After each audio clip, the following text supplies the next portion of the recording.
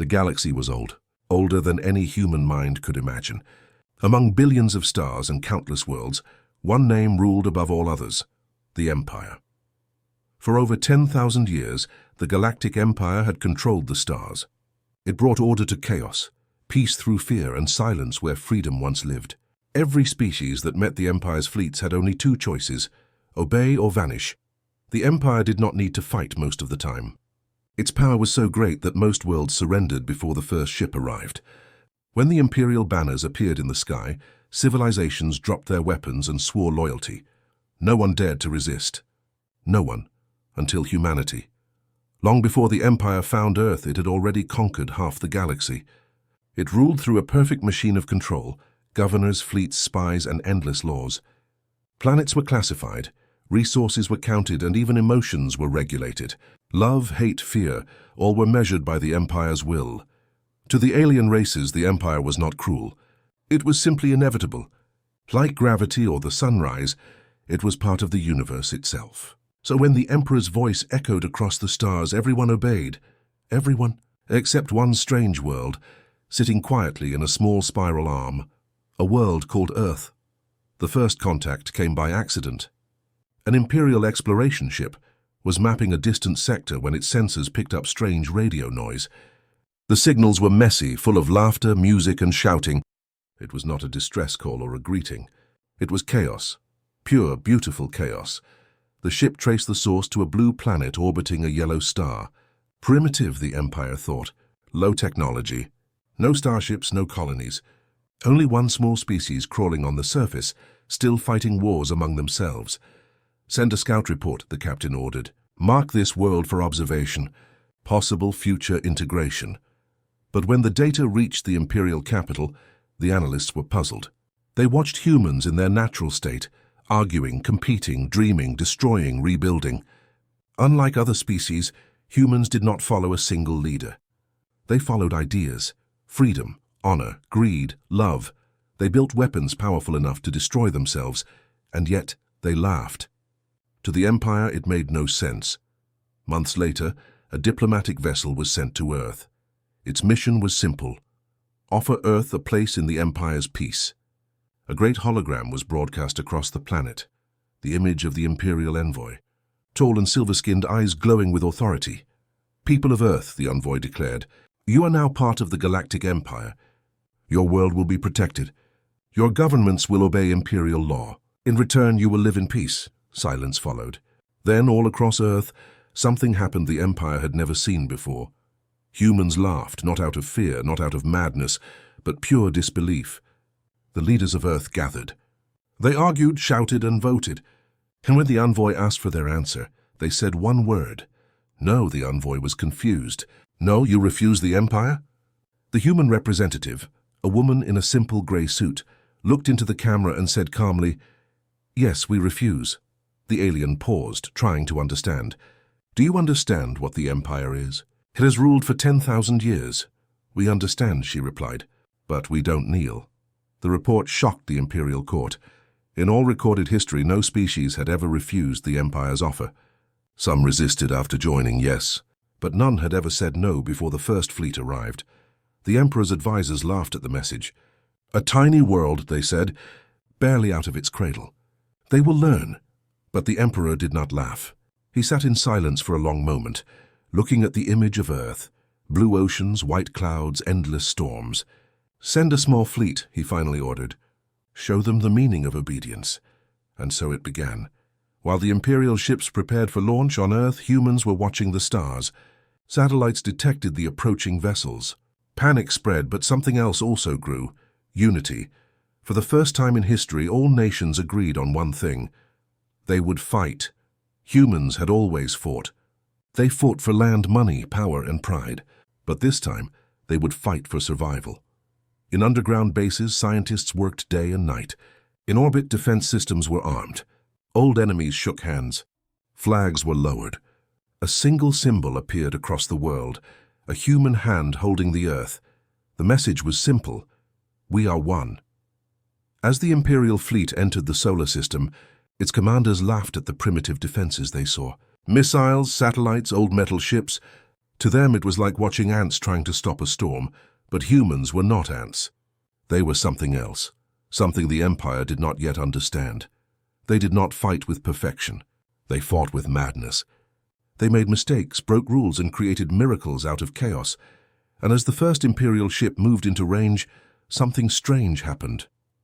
The human defenses opened fire, not randomly but with terrifying coordination. They had been waiting. No one in the galaxy knew it yet, but history had just changed, because for the first time in 10,000 years, a world had looked the Empire in the eye. And said no, and the stars themselves seemed to whisper. Every species obeyed the Empire, except humanity. The Empire had faced rebellions before, but never like this. Never from a world that didn't even have faster-than-light travel. To the Imperial admirals, Earth was not a threat. It was a joke. A small noisy planet filled with animals pretending to be civilized. They believed humans would break the moment they saw an Imperial fleet in their sky. They were wrong. When the order came from the Emperor himself, the stars above the Imperial capital filled with light. Their fleet of 100 ships left orbit. Not the full strength of the Empire, just a demonstration force, enough to make Earth surrender within 3 days. The fleet's commander, Admiral Zoran, smiled coldly as he watched the blue planet on the holomap. 3 days, he said to his officers. On the 4th, the humans will be loyal citizens of the Empire. But far away on Earth, the humans were not preparing to surrender. They were preparing to fight. From space, Earth looked peaceful. Blue oceans, white clouds, and green continents. But below those clouds, chaos ruled. Governments were falling apart. Armies were uniting. Scientists were working without sleep. Every nation, rich or poor, was building something. Weapons, defenses. Hope. They had no starships, no plasma weapons, no shields. Only courage, cleverness, and desperation. The world that once fought over oil and land was now united under one name, the Terran Defense Network. The first sign of the Empire's arrival came as a shadow in the night sky. Millions looked up and saw strange lights moving above the atmosphere. They were not meteors. They were warships, smooth, silver, and alive with energy. Then came the message. A deep voice echoed across every screen, every radio, every device. It was Admiral Zoran. "People of Earth," he said, his voice calm and proud. "The Empire does not ask twice. Kneel now and live in peace. Resist, and you will be erased." For a long moment the world was silent. Then one voice answered. It came from the same woman who had spoken before. "Admiral," she said, "you don't know us very well." And then the signal cut. The first attack began 1 hour later. Imperial ships entered low orbit and fired beams of plasma at military bases. Entire cities shook. Satellites exploded. The sky turned red. Billions watched in horror as their world burned. But something unexpected happened. Instead of falling apart, humanity grew stronger. When one base was destroyed, 10 more came online. When one satellite was lost, hackers took control of an Imperial drone instead. Every time the Empire struck, humans adapted. They learned fast, too fast. Inside an underground command center, the human generals watched their screens. They saw how the enemy ships moved, how their shields pulsed, how their weapons cooled between shots. They began to find patterns. And when humans find patterns, they find weaknesses. "Target the cooling vents," a young scientist shouted. "Fire missiles in sequence, not all at once." The first wave failed. The second wave failed. But the third hit. An Imperial cruiser, mighty and proud, burst into flames. Across the fleet, silence. No alien commander could believe what they saw. The ship had fallen to missiles made by primitives. Admiral Zoran clenched his fists. "Impossible," he growled. "Double the firepower. End this now." The second day of battle was worse. The Empire attacked with full power. Cities fell. Oceans boiled. Millions died. But Earth refused to kneel. In ruined streets, soldiers carried the wounded and fired back at the sky. In hidden bunkers, hackers cracked alien codes. In orbit, human-made drones rammed into alien ships, exploding with desperate courage. And slowly, the impossible began to happen. The great Imperial fleet started losing. By the end of the third day, Admiral Zoran's perfect formation was broken. Dozens of ships were gone, not destroyed by powerful weapons, but by creativity, chaos, and pure human madness. "Sir," one of his officers said quietly, We cannot maintain orbit. Their attacks are unpredictable. Unpredictable? Zoran spat. They are animals. But deep inside, the Admiral was afraid. These humans did not fight like any other species. They did not follow logic or fear. They fought with something the Empire had forgotten long ago: hope. Then came the final transmission from Earth. It was short and simple. A single sentence broadcast across every Imperial frequency: "We don't surrender." Moments later, hundreds of nuclear warheads launched from Earth, not toward the ground, but toward space. The Empire's fleet tried to escape, but the humans had planned everything. The nukes detonated in orbit, their radiation frying alien sensors and shields. In the chaos, human drones and stolen Imperial ships struck from the dark side of the moon. One by one, the Empire's ships fell silent. And when the smoke cleared, only a handful of damaged vessels limped away into the void. On the fourth day, no new orders came from the Empire. No more threats. No more broadcasts. The stars were quiet. The humans stood together under the ruined sky, tired and bleeding, but alive.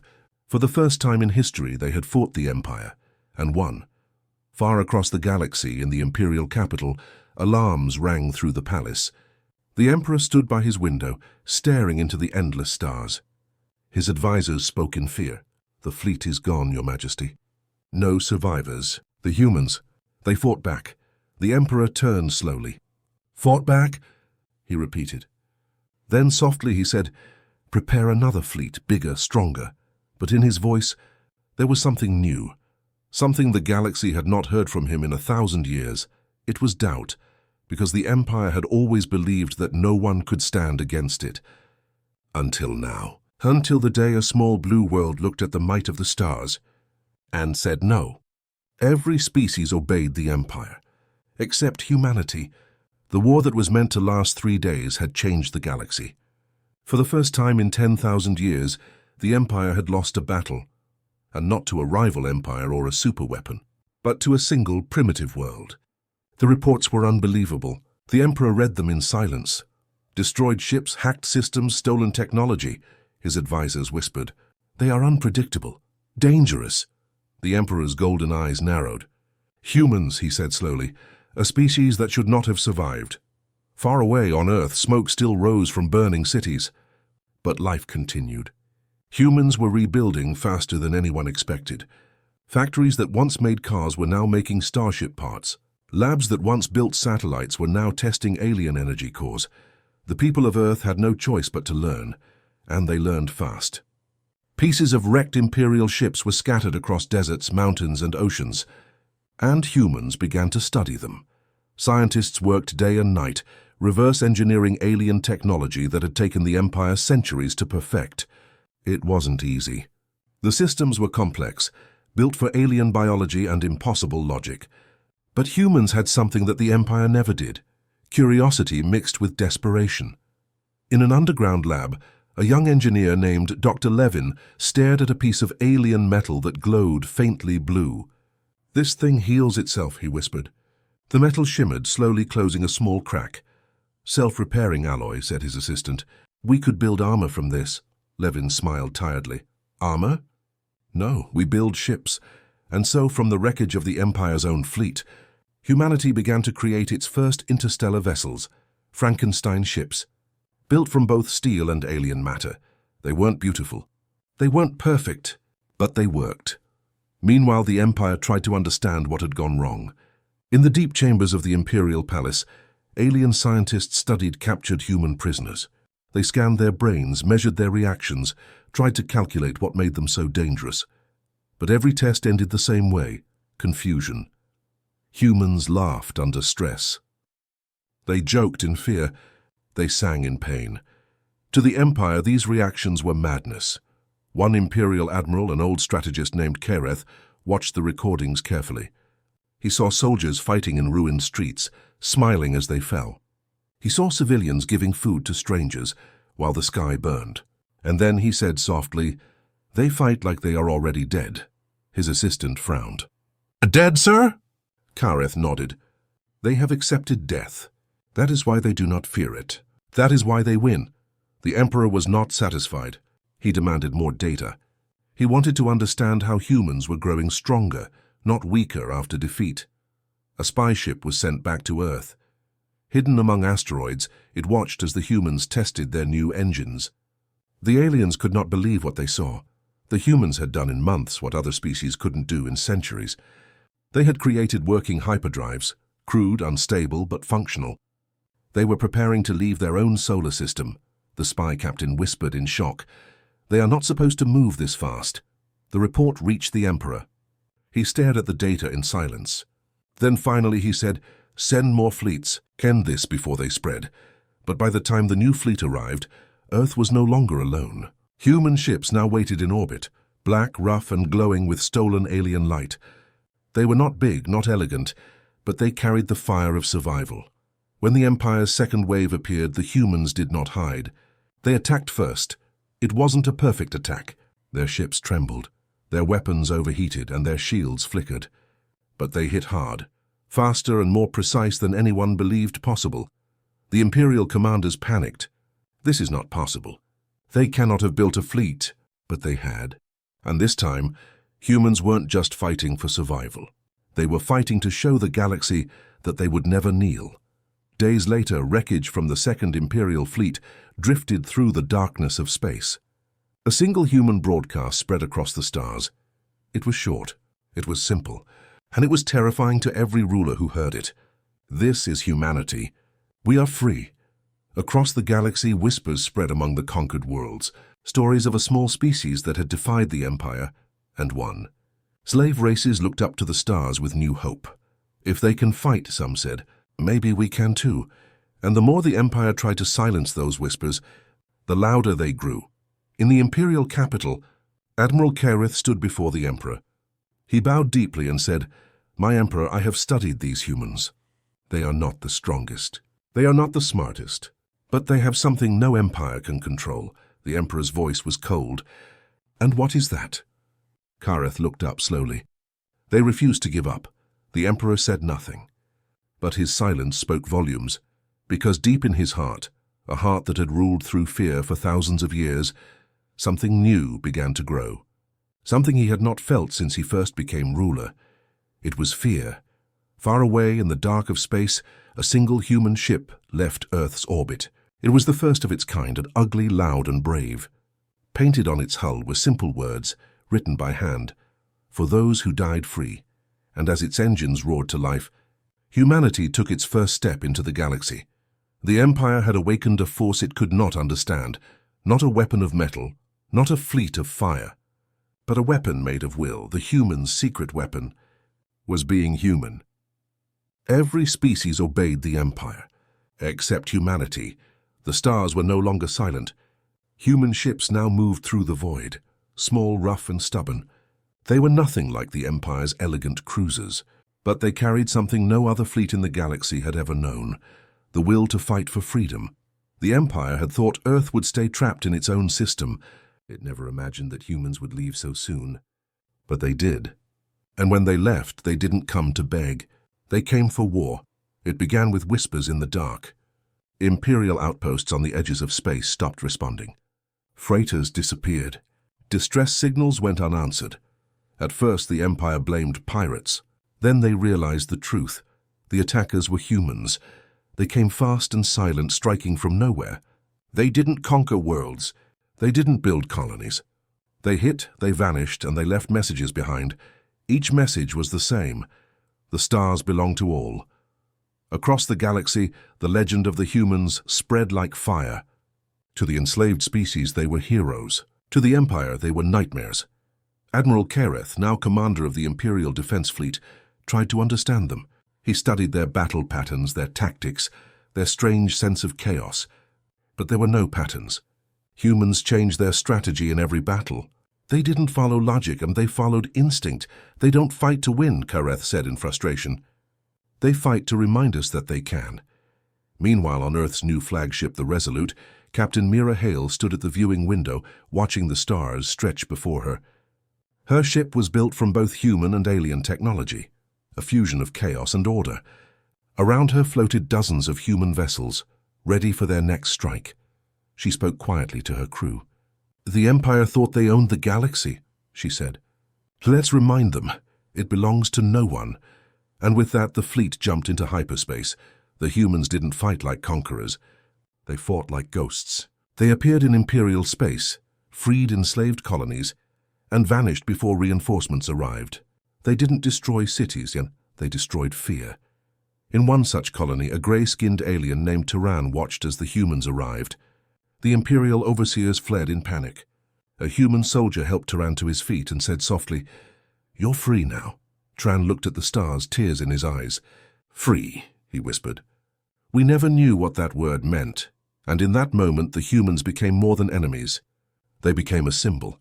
Across the galaxy, rebellion began to rise. World after world whispered the same question. If the humans can stand against the Empire, why can't we? The Emperor watched from his throne, furious and afraid. "The infection spreads," he hissed. "These humans bring chaos to everything they touch." Admiral Kareth bowed. "My Emperor, chaos may be the only thing they understand. We cannot defeat them with numbers." The Emperor's golden eyes flashed. "Then we will defeat them with fear." The Empire unleashed a campaign of terror. Worlds that whispered the humans' name were burned. Entire cities were erased as a warning. The Emperor sent one message across the stars. Hope is a crime, but it was too late. Hope had already taken root. Every burned world only fueled the humans' rage. At the edge of the galaxy, in a sector of dying stars, humanity's growing fleet gathered. Captain Hale stood beside her crew as reports came in from dozens of rebel worlds. "The Empire is coming," her officer said. "They're sending everything, over 1,000 ships." Hale nodded slowly. "Then we'll show them what everything means to us." The fleet prepared. Every ship, every weapon, every dream pointed toward one goal, their own freedom. The battle began like the end of the world. The stars burned white as weapons fired. Imperial ships moved in perfect formation, cold, organized, beautiful. The human fleet moved like chaos itself, broken, wild, unpredictable. For every human ship that fell, 2 more broke through the enemy line. They didn't retreat. They didn't surrender. Even when their engines failed, they rammed into the enemy. Even when their weapons overheated, they fired again. In the chaos, Captain Hale's voice echoed across all human channels.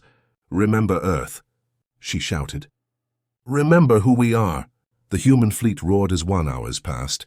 Thousands died. The Empire's perfect formation began to crumble. Admiral Kareth watched in disbelief as his fleet fell apart. "These creatures," he whispered, "they should be losing."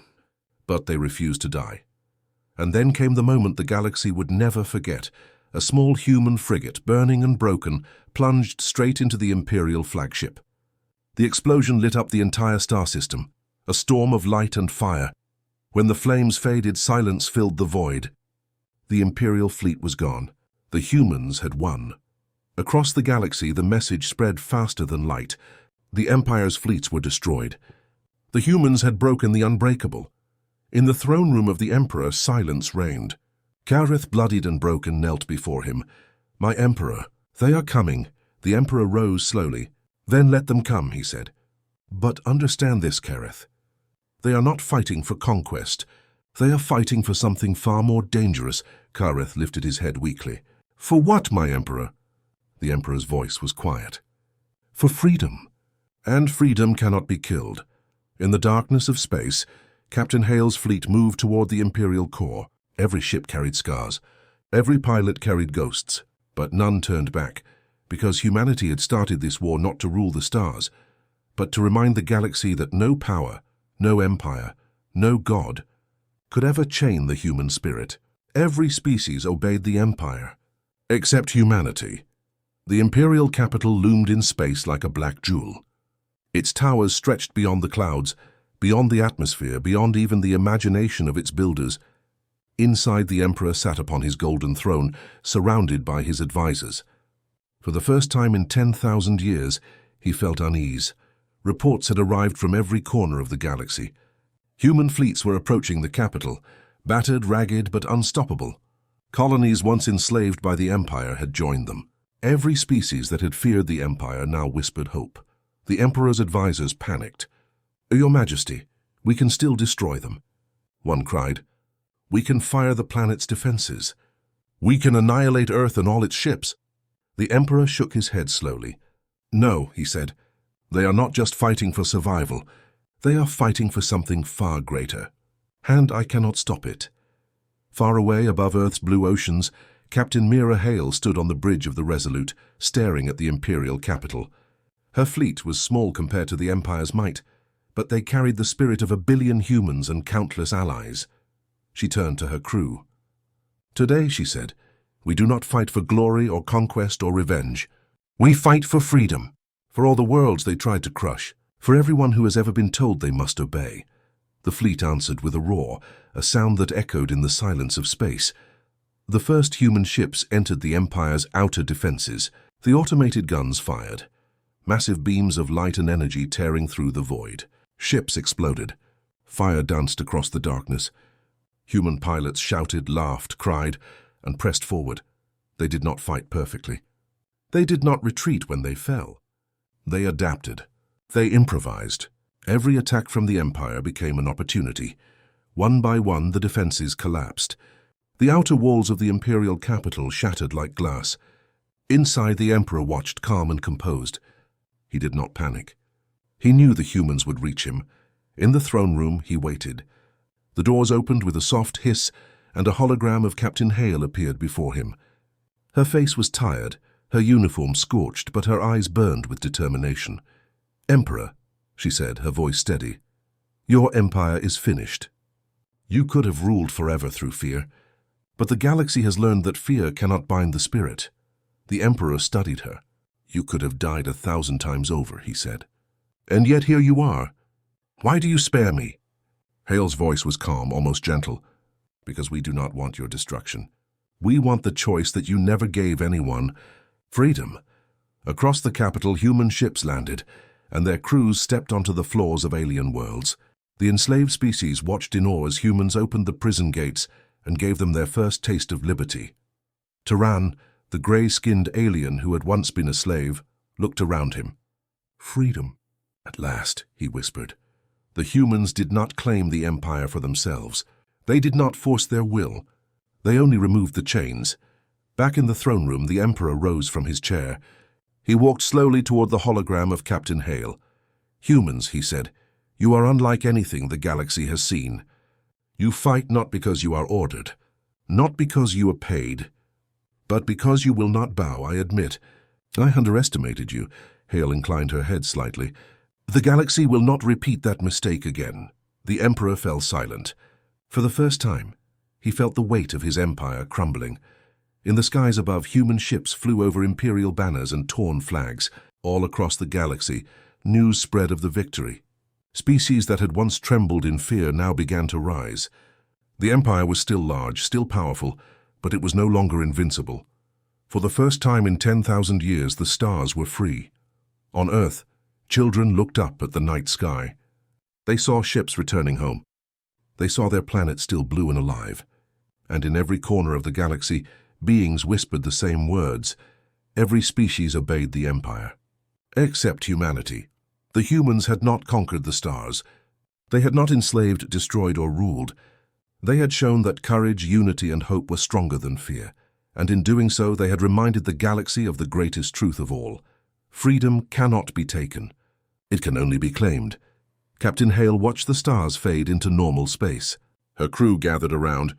They were tired, wounded, scarred, but alive. "Today," she said quietly, "we changed the galaxy. Not by force, but by refusing to bow. Not by power, but by choosing to stand." Her words echoed through the fleet, through every human voice, through every liberated world. And in that echo, a new era began, one in which the stars belonged to all, not to the few. The Emperor returned to his palace in silence. He looked at the stars, now quiet again, and spoke softly to no one. They were not stronger. They were not smarter, but they were human. And in the darkness of the galaxy, hope had finally found a voice. Every species obeyed the Empire, except humanity.